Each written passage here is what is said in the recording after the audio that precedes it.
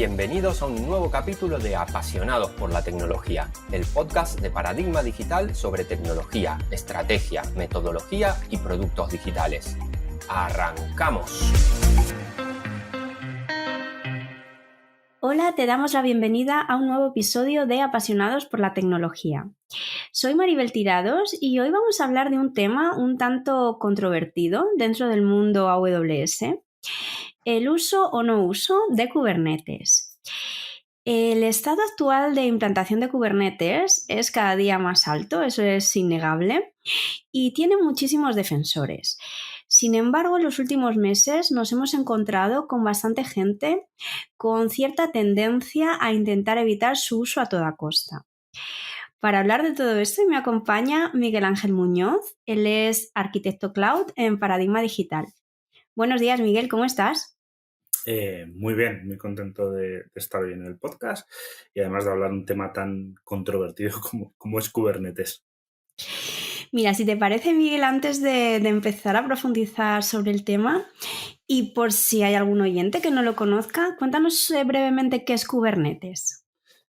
Vale, aquí hay un pequeño problema y es que la definición oficial de Kubernetes, hasta hace bien poco y sigue manteniéndose en la web, es que Kubernetes era un orquestador de contenedores.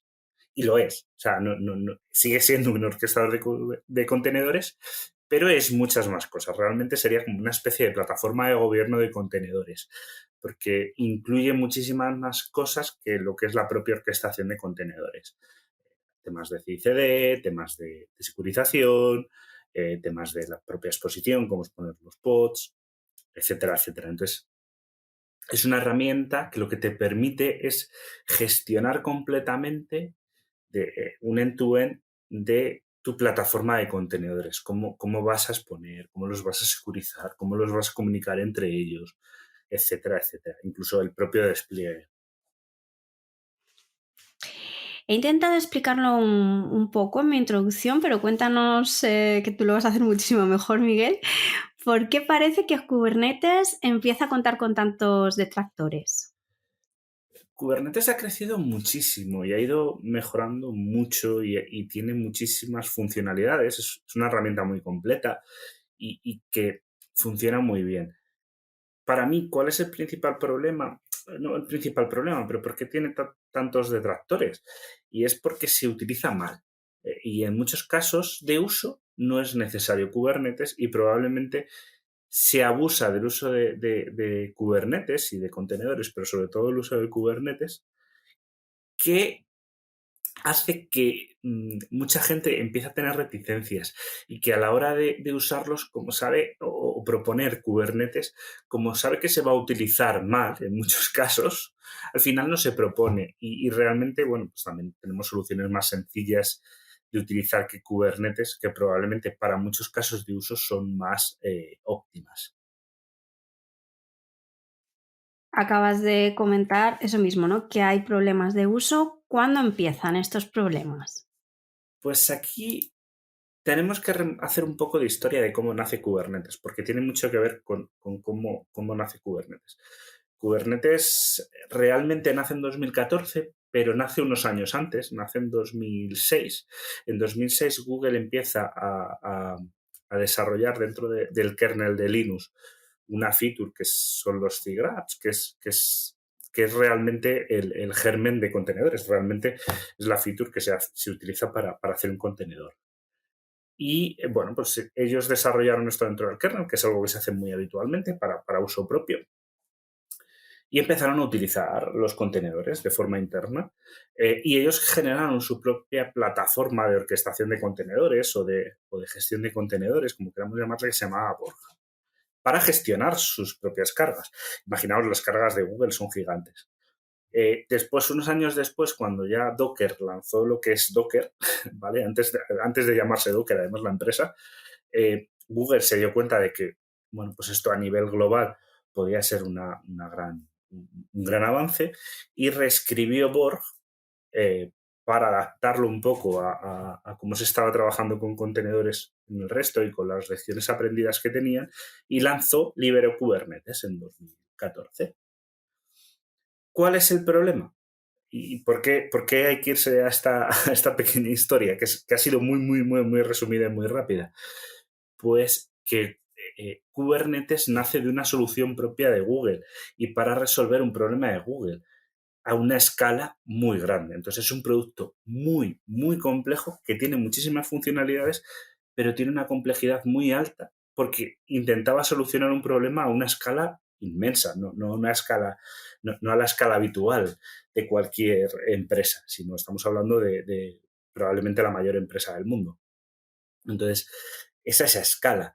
Entonces ahí es donde empieza el problema. Es una herramienta muy, muy compleja de operar, muy compleja de implementar y muy compleja de mantener. Y Miguel, ¿dirías que es necesario desplegar Kubernetes en todos los casos de uso? No. Ujú. Y aquí es donde empieza un poco.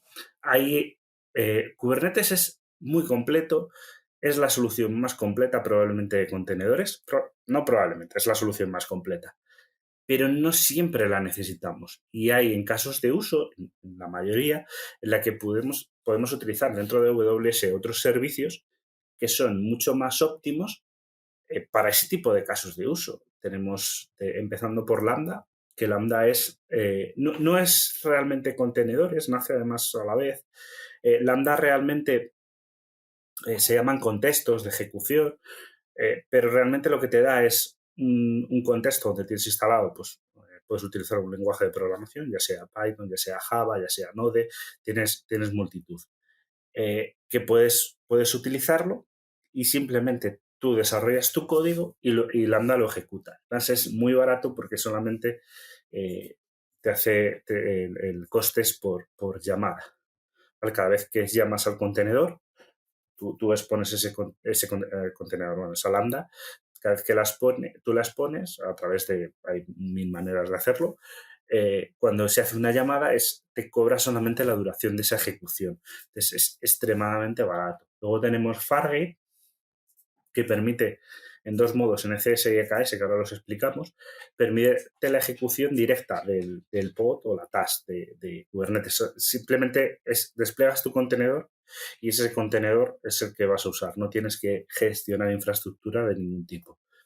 Luego tenemos ECS, que es el orquestador de Kubernetes de Amazon, de AWS, que es mucho más sencillo que Kubernetes porque solamente orquesta contenedores, no hace nada más. El resto de tareas, el resto de cosas que requerimos en Kubernetes están delegadas en servicios de AWS, lo cual en el caso de AWS es bastante más eficiente. Y luego tenemos EKS, que es el servicio gestionado de Kubernetes, que no tiene todas las funcionalidades, a lo mejor de un Kubernetes total, o sea, un stack completo de Kubernetes, pero delegamos bastante infraestructura en AWS, de manera que es más sencillo, no tenemos que preocuparnos de otras, de parte, por ejemplo, lo que se llama master en Kubernetes, no tenemos que ocuparnos de esta parte. Todas estas herramientas son más sencillas que instalar Kubernetes en máquinas EC2 o en on-prem. Es mucho más sencillo de utilizar, pero obviamente no dan el mismo nivel de servicio que te va a dar Kubernetes, ¿no? O sea, no te van a cubrir todos los casos de uso, pero para el 95% de los casos de uso probablemente lo puedas utilizar. Queda claro entonces que no es necesario desplegar Kubernetes en todos los casos, que como bien dices hay más herramientas que en un alto porcentaje pues pueden cubrir lo que se haría con Kubernetes. Miguel, también es bastante común pensar que Kubernetes no tiene lock-in y es una de las justificaciones más utilizadas para priorizar el uso de Kubernetes frente a otras alternativas. ¿Esto es así? No. Precisamente, yo es una gran lucha que tengo. Kubernetes tiene lock-in. Kubernetes Vanilla. Vamos a diferenciar dos tipos de Kubernetes, que es Kubernetes Vanilla, que es el producto open source totalmente.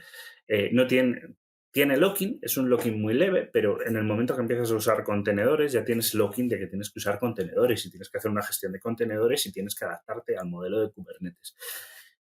Es verdad que este lock-in no es muy grande, pero absolutamente nadie utiliza Kubernetes Vanilla. ¿Por qué? Porque es muy difícil de instalar, es muy difícil de mantener y para facilitar esto te apoyas en un vendor, en el stack de un vendor. Hay un montón de vendors que tienen un stack de Kubernetes muy completos y que funcionan muy bien. Yo no voy a criticar cómo funcionan, pero tienen locking. Obviamente, cada vendor da sus propias funcionalidades que son propias de su stack. En el momento que tú estás yendo a un stack de un vendor, tienes locking porque tienes que seguir utilizando ese stack. Cambiar de un stack de Kubernetes a otro stack, a cualquier otro sabor de Kubernetes, no es tan sencillo. No es muevo el contenedor y ya está. Que esto yo creo que la gente piensa que, bueno, el contenedor, el pod, muevo un pod de un stack a otro y funciona. No es tan sencillo. Y además existe algo muy importante. Hay varios proyectos que realmente lo que han demostrado, o sea, varios ejemplos, que lo que han demostrado es que realmente cuando hablamos de que mover entre Kubernetes es sencillo, porque tampoco es muy complejo, son los contenedores. Los contenedores son muy flexibles, la tecnología de contenerización. Una vez que trabajas en contenedores, es muy sencillo moverte de una tecnología a otra que utilice contenedores. No hace falta que sea obligatoriamente Kubernetes. Entonces, hay un ejemplo, hay un proyecto de ejemplo que lo que hizo fue probar mover entre AKS, AKS que es de Azure, GKE que es el de Google, EKS que es el de Amazon y ECS. Y en los 4 casos el tiempo de migración era exactamente el mismo de un proyecto de ejemplo. Y esto lo que demuestra es que realmente no es tanto el locking. Tienen locking, pero el locking que tienen es muy similar los servicios y ECS no es un servicio de Kubernetes. Entonces, realmente tiene locking y lo que hay que saber es manejar ese locking, saber dónde tenemos el locking, cómo gestionarlo. El locking, por desgracia, es algo necesario y que siempre va a existir. Y lo que tenemos que cuantificar es cuánto locking tenemos, cómo podemos salir de ese locking con tenerlo muy controlado y qué nos aporta. Porque muchas veces el aporte de un locking es mucho mayor que, por ejemplo, montar un Kubernetes Vanilla. Precisamente nadie lo monta porque es muy difícil de mantener, ¿vale? Pero seamos conscientes de que tenemos locking. No digamos que no tenemos locking en Kubernetes, que mucha gente te lo vende. Y cuando ves la solución dices, no, es locking y bastante. Y otro mito, Miguel, ¿Kubernetes es multicloud? Este es el mayor mito de Kubernetes, que es una mala concepción. Kubernetes permite ejecutarse, o sea, permite instalarse o permite desplegarse en cualquier cloud. Tú puedes desplegar un clúster de Kubernetes en Google, en GCP, en Azure o en AWS. Y eso es cierto, pero no funcionan igual. Y es que ese es el problema, no es multicloud. Tú no puedes mover una carga sencilla de un clúster que hayas instalado en Azure a un clúster que hayas instalado en AWS. ¿Por qué? Porque no funcionan igual. Cada cloud ha evolucionado de una manera diferente y ha tomado unas decisiones diferentes y cómo funcionan es muy, muy diferente. Yo aquí siempre digo una cosa que es muy sencilla. Intenta desplegar cuando hablamos de multicloud, no solo con Kubernetes, intenta desplegarlo primero en un mismo proveedor en multirregión. Si tú intentas desplegarlo en multirregión, te vas a encontrar muchísimos problemas. Problemas a nivel de networking, cómo gestionar la persistencia, cómo gestionar las claves de encriptación, que a veces es muy complicado. Todo eso en un mismo cloud, en un mismo proveedor cloud, en AWS, es muy complejo de hacer, sobre todo si no estás utilizando el servicio gestionado, ¿vale? Si utilizas EKS se puede hacer, entre comillas es sencillo, pero porque todo lo que tienes que hacer te lo facilita AWS, pero realmente si lo quieres montar tú es muy complejo. Y estamos hablando de que estamos dentro del mismo proveedor, que las APIs son igual, el modelo de networking o el modelo de persistencia es el mismo.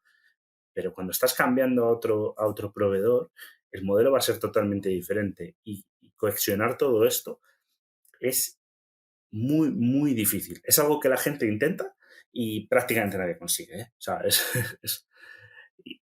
pero quedémonos en que no es multicloud. Que se puede instalar en diferentes clouds, pero ese nombre de es multicloud no lo es. Queda claro, Miguel. Hemos dejado para el final, pues bueno, para lo que según tu opinión sería el gran problema de Kubernetes, y es que puede ejecutar cualquier carga, perdón. ¿Por qué esto es un inconveniente? Es muy curioso. Esto, para mí es el gran problema y lo dices muy bien. ¿Por qué es un inconveniente ejecutar cualquier carga? Porque cualquiera que le preguntes te dirá, hombre, no es un inconveniente, puede ejecutar cualquier carga, es perfecto. No, es porque al poder ejecutar cualquier carga, la gente lo utiliza más. Y esto es muy curioso. Hay veces que dices, es mejor ser restrictivo y no dejar ciertos casos de uso, porque si no van a utilizar mal tu modelo. Aquí hay una lucha muy grande entre, vale, pero hay casos de uso que necesitan esta funcionalidad que son correctos. Sí, es cierto, pero habitualmente se está utilizando en muchos casos Kubernetes o se tienden a tirar hacia modelos de Kubernetes para utilizarlo mal. ¿Por qué? Porque lo permite. Entonces, por ejemplo, una base de datos. Hay mucha gente que dice, ¿puedo montar una base de datos en Kubernetes? ¿Tiene sentido? No.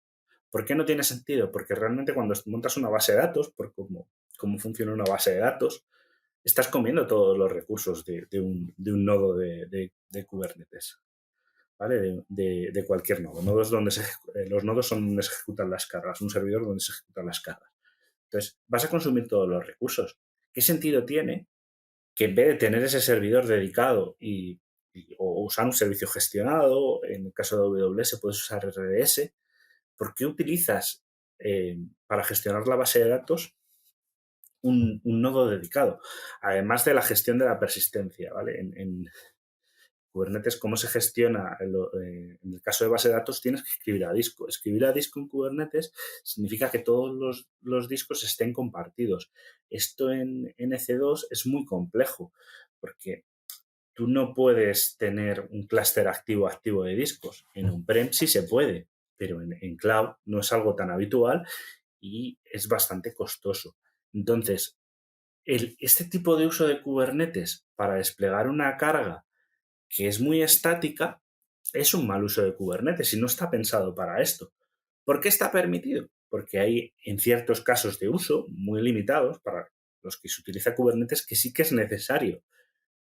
Pero el problema es que se usa para cargas que realmente no deberían de estar containerizadas. Pasa también con otro modelo que yo lo odio, que es un live and shift a Kubernetes.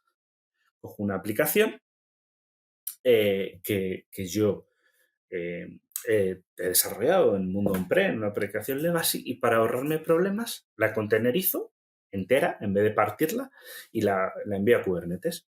Esto se hace por dos cosas. Primero, porque digo, bueno, la he modernizado. Realmente no la has modernizado, simplemente la has containerizado, pero sigue siendo la misma aplicación legacy que tenías antes. Y luego porque dicen, bueno, me ahorro problemas. Ya la dejo bloqueada dentro de un contenedor, que esto sí se puede hacer, y no le doy más mantenimiento. El contenedor va a funcionar siempre y ya está. Ya, a nivel del contenedor probablemente funcione, pero a nivel del clúster de Kubernetes vas a tener muchísimos problemas con esa aplicación, esa gestión. Y luego dentro del contenedor también, porque si la quieres actualizar vas a tener problemas. Entonces, realmente pasa lo mismo. Estás utilizando Kubernetes para mover un tipo de aplicaciones que no deberían de estar containerizadas. En otros servicios esto no lo puedes hacer. Por ejemplo, en Fargate no lo puedes hacer. ¿Por qué? Porque no te lo permite, porque no está pensado para eso. Ese caso de uso no es válido.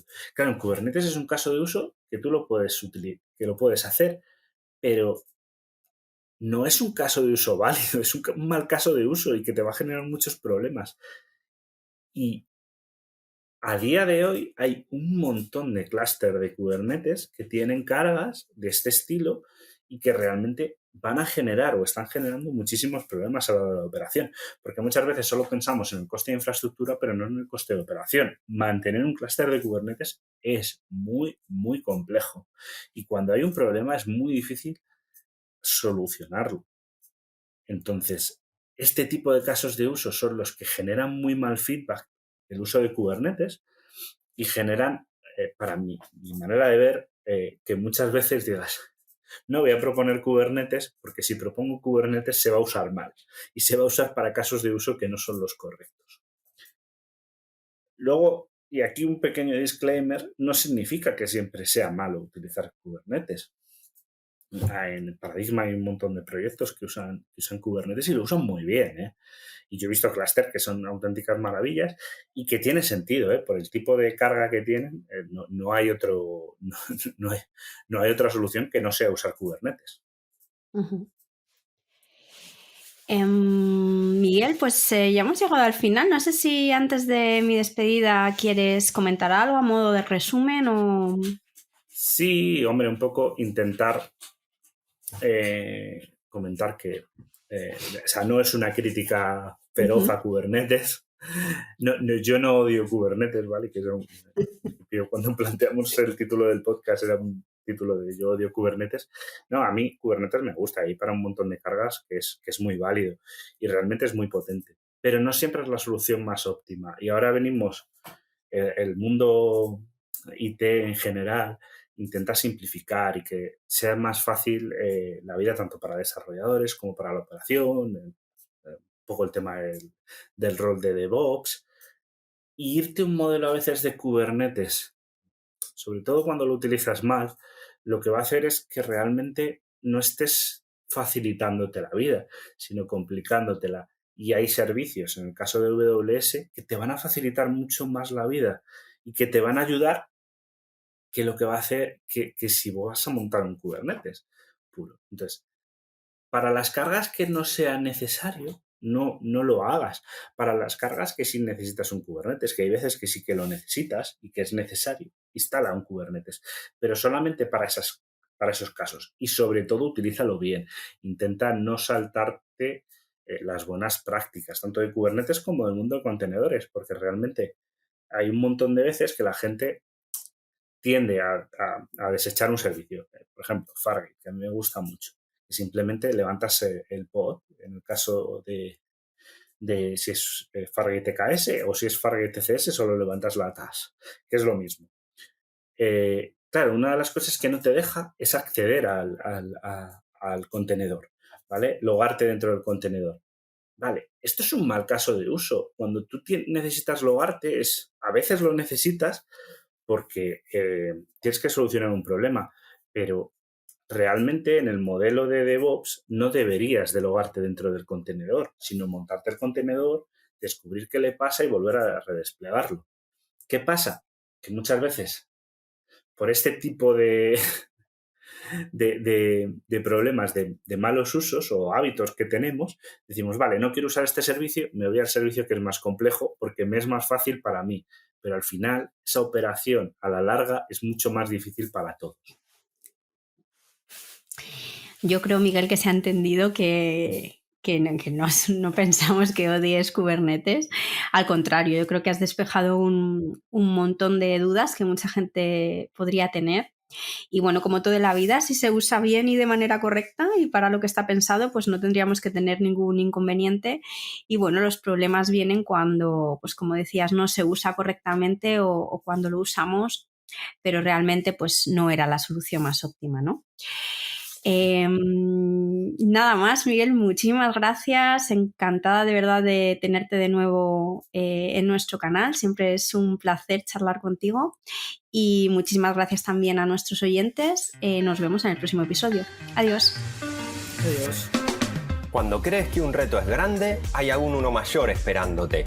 Gracias por escuchar el podcast Apasionados por la Tecnología. Puedes seguirnos en Twitter en @paradigmate y suscribirte a nuestra newsletter en paradigmadigital.com.